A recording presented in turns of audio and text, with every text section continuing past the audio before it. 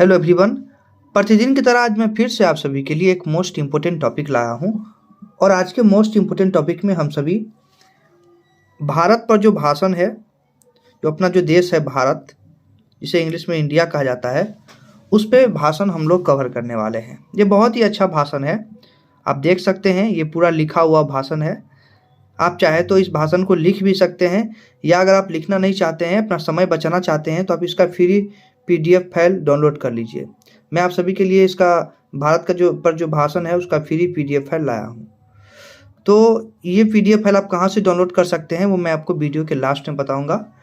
तो इससे पहले आप भाषण को देख लीजिए कि किस तरह का भाषण है, इसके बाद आप PDF फाइल डाउनलोड कर लीजिएगा।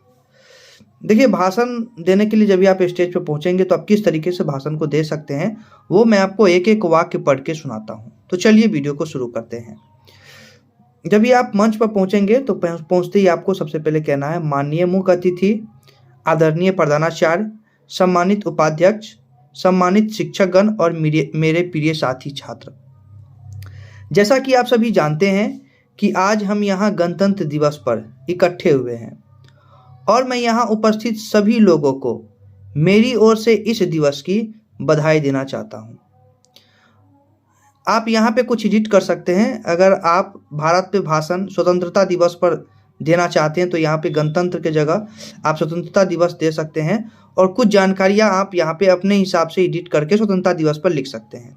फिलहाल ये जो मैं लाया हूँ भाषण भारत देश पर, वो गणतंत्र दिवस पर देने वाला है। तो हम कवर कर लेते हैं गणतंत्र दिवस के बारे में। यहाँ पे कुछ जानकारियाँ दी गई है इस भाषण में, तो आप अपने हिसाब से इसको चेंज कर लीजिएगा। दिवस की बधाई देना चाहता हूँ अपने मुख्य अतिथि और विद्यालय के छात्रों के समक्ष। मैं अपने देश पर स्पीच देने का मौका पाकर खुद को बहुत सौभाग्यशाली महसूस कर रहा हूँ। इसमें कोई संदेश नहीं है कि 26 जनवरी का हर दिन हर भारतीय के जीवन में एक विशेष महत्व रखता है, क्योंकि इस दिन जो आधुनिक भारत आज हम देख रहे हैं उनका जन्म हुआ था। 1950 में हमारे देश ने आधुनिकता का कानून अपनाया, जिसे हम संविधान कहते हैं।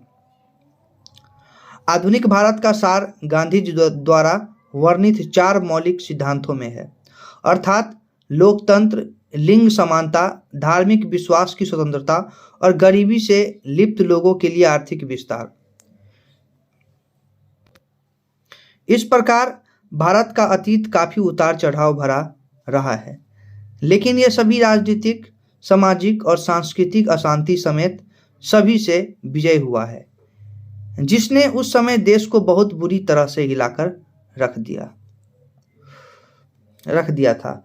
हमें यह बताने की जरूरत नहीं है कि हमने अपनी स्वतंत्रता हमारे देश के महान स्वतंत्रता सेनानियों जैसे कि गांधी जी, भगत सिंह, सुभाष चंद्र बोस और चंद्रशेखर आजाद जैसे व्यक्ति के कारण हासिल की है।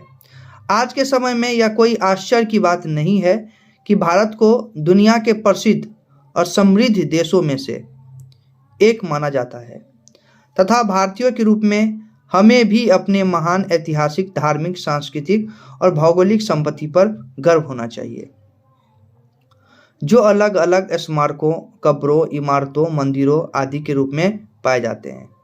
इसमें ताजमहल, आगरा, हवा महल, जयपुर, विक्टोरिया मेमोरियल, कोलकाता कुतुब मीनार, दिल्ली हुमायूं का मकबरा, दिल्ली स्वर्ण मंदिर, अमृतसर बृहदीश्वराम मंदिर, तंजावुर और ऐसे ही बहुत से स्थानों को शामिल किया गया है। इसके अलावा भारत संस्कृति और परंपरा का जन्म स्थान है, जो दुनिया भर में सबसे पुरानी सभ्यता होने के लिए प्रतिष्ठित है। विविधता में एकता मात्र एक वाक्यांश नहीं है, बल्कि हमारे देश की समृद्ध सांस्कृतिक परंपराओं, अनुष्ठानों और रीति रिवाजों का प्रतीक भी है। हम एक धर्मनिरपेक्ष देश हैं और सभी को अपनी धार्मिक मान्यताओं का पालन करने के लिए स्वतंत्रता दी गई है। आगे बोलना है, हिंदू, ईसाई, इस्लाम, सिख, बौद्ध और जैन धर्म जैसे विभिन्न धर्मों के लोग यहाँ रहते हैं और भारत में 22 आधिकारिक तौर पर मान्यता प्राप्त भाषाएं हैं। विविधता केवल भाषा, धर्म या जाति के मामले ही नहीं, बल्कि उनके जीवन शैली, काम करने वाले व्यवसायों, अनुष्ठानों और जन्म और विवाह से जुड़े विश्वासों के मामले में भी देखी जाती है। आगे आपको बोलना है कि इन विविध परंपराओं, सांस्कृतिक और धार्मिक प्रथाओं के कारण ही हमारे देश की पहचान दुनिया के अन्य देशों से अलग बन चुकी है।